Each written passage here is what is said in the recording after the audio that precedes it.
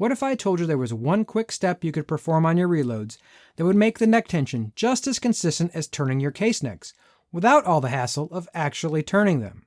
Whether you've heard that neck lubes are a good idea or a band-aid for poor reloading practices, today we're going to try and understand how they change the consistency of our reloading process.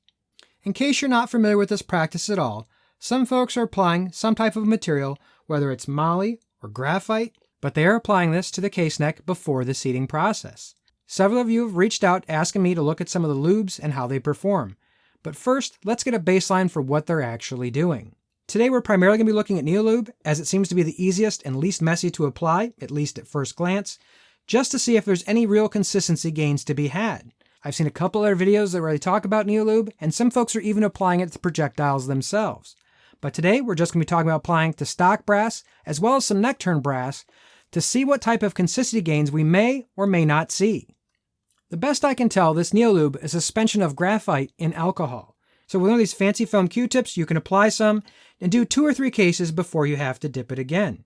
It seems to dry pretty quick, so you don't need to worry about setting it out for too long before you can start dumping powder and seating your projectiles.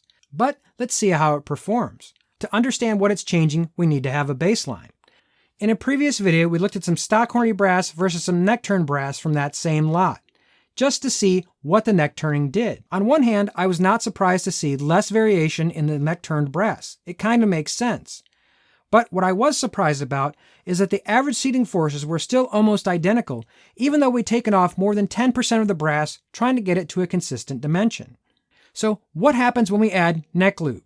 First, let's look at our average seating force profiles. Regardless of whether you're using Neck Lube on the cases or not, the biggest change to the initial seating force seems to follow whether or not the cases were neck turned. However, the majority of the seating process, we can see that the biggest shift in the seating force is because of the Neck Lube, regardless of whether they were turned or not. In this case, the average seating force was reduced by almost 10 pounds when you used the Neck Lube. Just like we'd seen previously, it appears the neck turn brass had a more graceful transition when the projectile passed the neck-shoulder junction.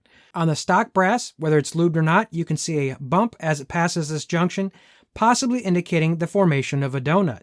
But what about consistency? For both the stock brass and the neck turn brass, there are 10 cases without lube and 15 cases with lube. We are plotting standard deviation here, so the lower the number, the more consistent they are from round to round.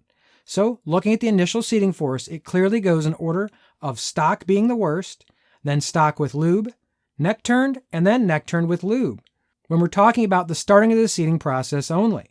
However, for the greater portion of the chart, stock brass clearly has the most variation, but of the other 3 test groups, they're almost tied.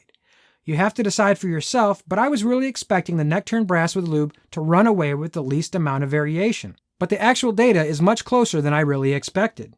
Now I know the variation in the velocity and the group size is going to be what a lot of folks are concerned with, and you'll be able to see that video right here after it gets published. Until then, check out this video right here to see how the performance of your load can change as you change the neck tension of your cases. I hope to see you come back next week, and until then, stay safe in small groups.